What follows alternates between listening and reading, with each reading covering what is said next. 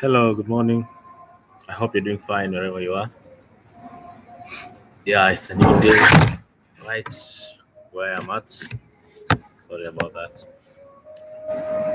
This morning, I want to talk about a little about reasons why you must release your potential. This is because every one of us has some potential. But before I go any further, maybe I should explain what does the word potential mean? Potential is basically, by the dictionary, it's basically the capacity to develop into something better. That is the capacity to develop into something better, or having or showing the capacity to develop into something in the future. Potential generally refers to a currently unrealized ability. The term is used in a wide variety of fields, from physics to the social sciences, to indicate things that are in a state where they are able to change in ways ranging from the simple release of energy by objects to the realization of abilities in people. Yeah, basically that's what potential is. But right now we are going to go by the simplest term or definition rather, that is having or showing the capacity to develop into something in the future.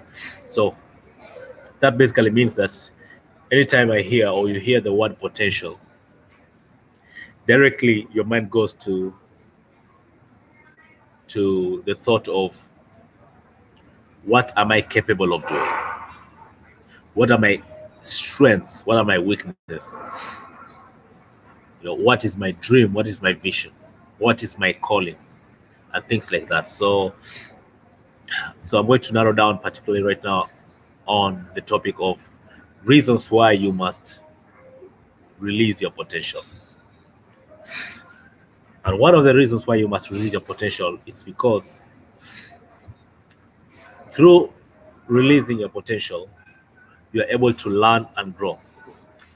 You can't learn and grow without without you without you releasing your potential. Your potential, basically, without being released or without put to practice, is simply contained within you. And without exercising your gifts and your talents, you'll be left at a point of only imagining about what you're capable of doing.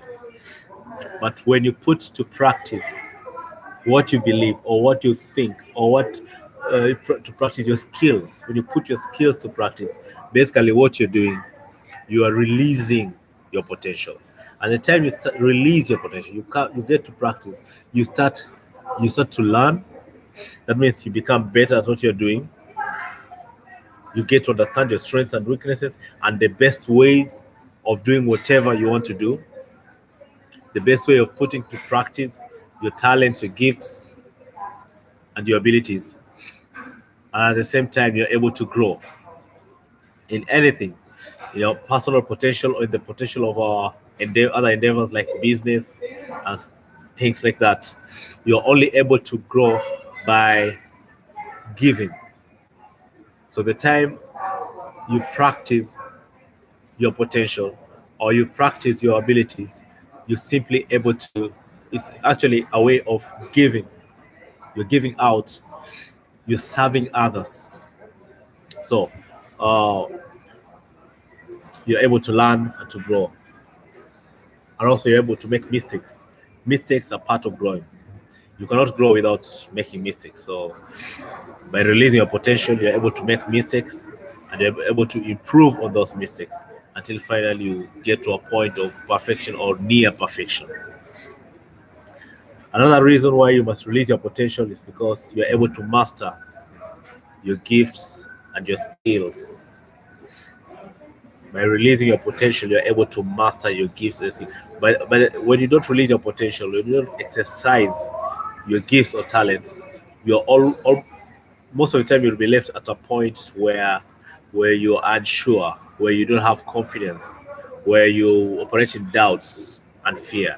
By the time you start releasing your potential, you start exercising that gift or talent or ability or the capacity or whatever that is within you. The time you start putting that to practice, then you don't become a subject of that gift, but you become a master of the skill.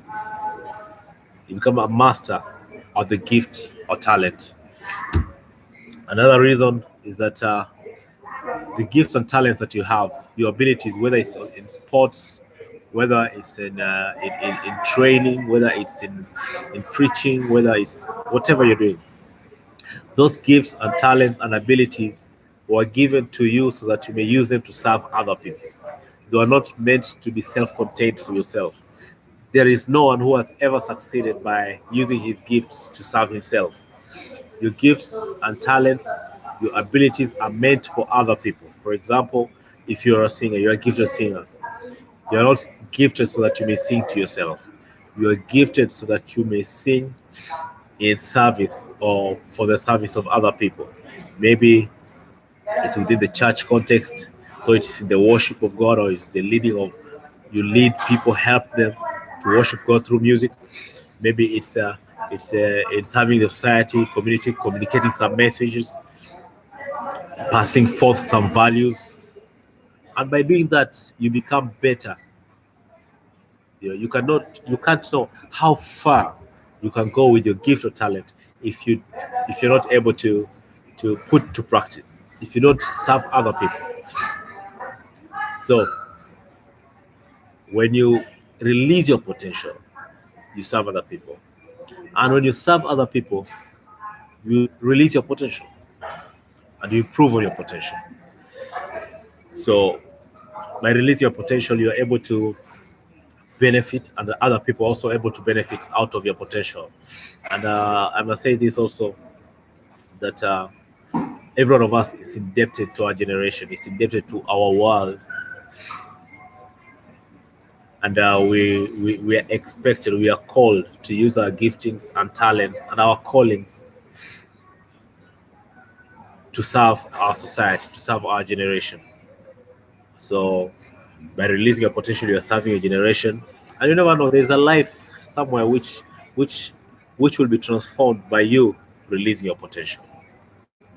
Yes, however little it may appear, there is a life somewhere that can be transformed by you releasing your potential. Maybe you're a gifted speaker. You can pass forth some values, some motivation, some encouragements that are going to improve some life somewhere. Yeah, and even if sometimes you might be waiting for a time that you're going to have a lot of understanding, a lot of skills, you'll be an expert, but you may not know you already are an expert to another person. At your level, you're an expert to another person. So get up and start releasing your potential. Yeah, another reason is that you're going to motivate other people. By releasing your potential, another person will be motivated. Another reason why you must release your potential is that by releasing your potential, you're going to have inner fulfillment. There is inner fulfillment that comes with releasing your potential. So, do you want to experience happiness? Do you want to experience growth, peace of heart, peace of mind? Then get out there and release your potential. Most of the time, your potential is connected to your calling. Your potential, your gifts, and your talents are related to God's plan and purpose for your life. So when you release, you're able to get more aligned with the calling of your life. You get to a point where you are able to perfect your gifts and talents and get nearer to fulfilling the calling of God and a purpose for your life. So there is inner peace, and many people are frustrated with life because what they are doing is not within their calling. But you cannot even understand perfectly or grow in your area of calling if you do nothing about your gifts and your talents. So that area where you have interest, or that area where you have a gift, a skill, a talent, start from there. Put that to practice As you put your gifts and talents to practice, you're able to grow, to understand better your calling and gifting. You are able to master your skills, to motivate others, and to serve our society, serve your generation using that which God has given unto you. So that's it for today. Please write your comments, what you think about this topic. If you have a question, write your question down there, and I'm going to respond. You can get in touch with me through my email also, uh, which which I'm going to post right now. You're going to see my email there, or just inbox me, and let's get in touch. Thank you so much.